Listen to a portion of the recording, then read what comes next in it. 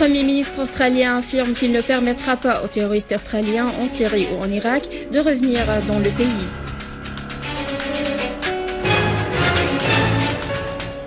« 35 martyrs et plus de 50 blessés victimes de l'attentat terroriste dans le village Al-Harra à la banlieue de Hama.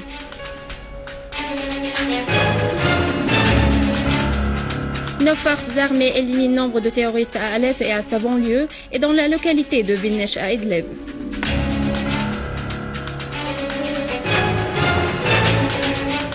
Les forces irakiennes pourchassent les terroristes sur différents axes et en éliminent des centaines.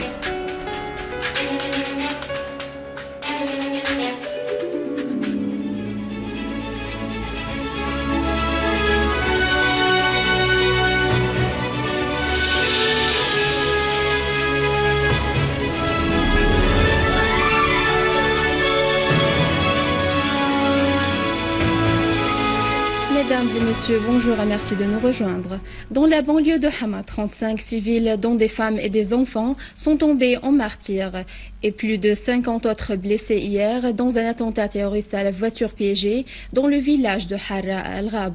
Selon le commandement de la police, des terroristes avaient fait sauter un camion bourré de grandes quantités d'explosifs d'environ 3 tonnes, ce qui avait causé la destruction de nombreux domiciles et d'immeubles dans le village.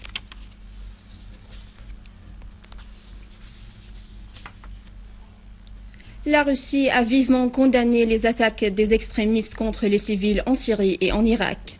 Le ministère russe des Affaires étrangères a précisé dans un communiqué que les dernières explosions terroristes survenues dans les deux villes de Homs et Hama doivent inciter à la lutte contre les groupes terroristes armés et à la reprise des tentatives de faire des conciliations politiques en Syrie.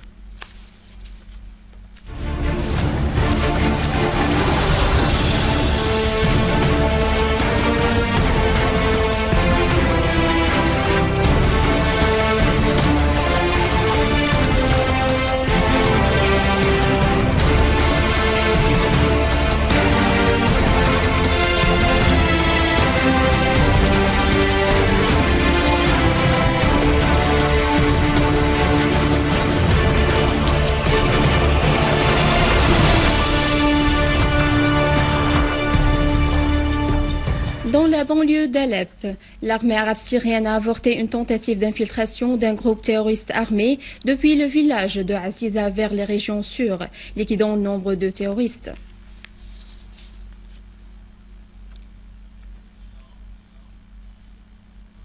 Des unités de l'armée et des forces armées ont visé un repère des groupes terroristes armés près de la localité de Binnesh dans la banlieue d'Idlib, liquidant nombre de terroristes et détruisant 3 véhicules dotés de mitrailleuses lourdes.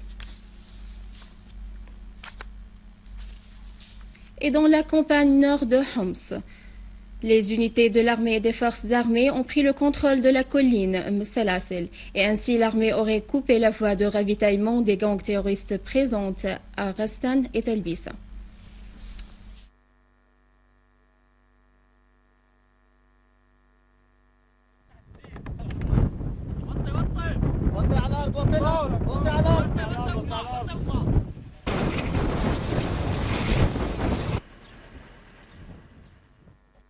Le Premier ministre australien Tony Abbott a affirmé qu'il ne permettrait pas aux terroristes combattants à l'étranger, que ce soit en Syrie ou en Irak, de retourner en Australie.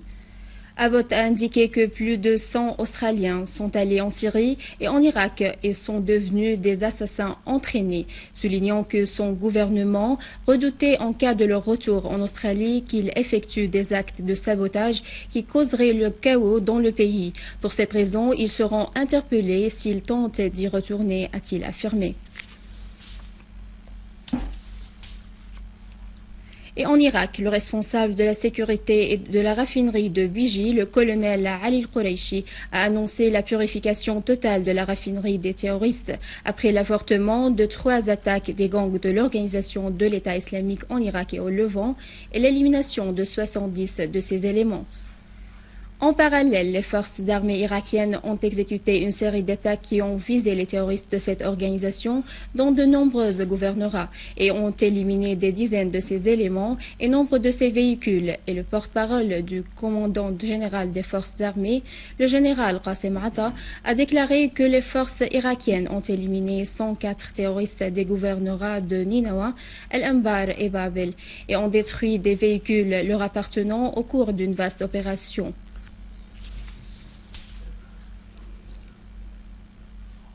Au Liban, un gendarme a été tué et 32 autres ont été blessés, dont des militaires, suite à un attentat suicide entre deux barrages de l'armée libanaise et des forces de sécurité par une voiture piégée au pont Al-Nemlieh dans la région de Dahr el-Baydar au Liban. Le directeur général de la sécurité libanaise, le général Abbas Ibrahim, et après l'annonce d'informations qu'il ait été visé par l'attentat terroriste, a affirmé qu'il se dirigeait à la Biqar lorsque l'explosion s'est produite à quelques mètres de son cortège, soulignant qu'il y a des interrogations au sujet de l'infiltration par le Mossad israélien de la nouvelle de la préparation de l'opération de son assassinat. Par ailleurs, les forces de sécurité libanaises ont interpellé un groupe terroriste dans l'hôtel Napoléon au centre de Beyrouth après l'arrivée d'informations au sujet de la présence d'une cellule terroriste soupçonnée d'appartenir à l'organisation de l'État islamique en Irak et au Levant qui compte exécuter des attentats terroristes dont une opération qui visait le président du Parlement libanais, Nabih Berri. À la fin de ce journal, je vous rappelle les principaux titres. Le Premier ministre australien affirme qu'il ne permettrait pas aux terroristes australiens en Irak ou en Syrie de revenir dans le pays.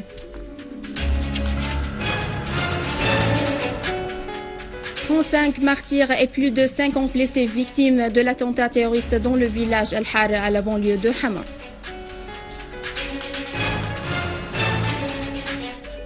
Nos forces armées éliminent nombre de terroristes à Alep et à sa banlieue et dans la localité de Benesh à Idlib.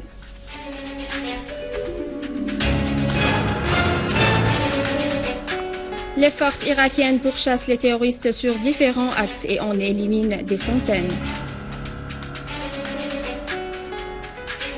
C'est la fin de ce journal. Je vous remercie de l'avoir suivi. Je vous rappelle que vous pouvez consulter notre site internet syrienonline.sy pour revoir ce journal et davantage d'informations. Au revoir.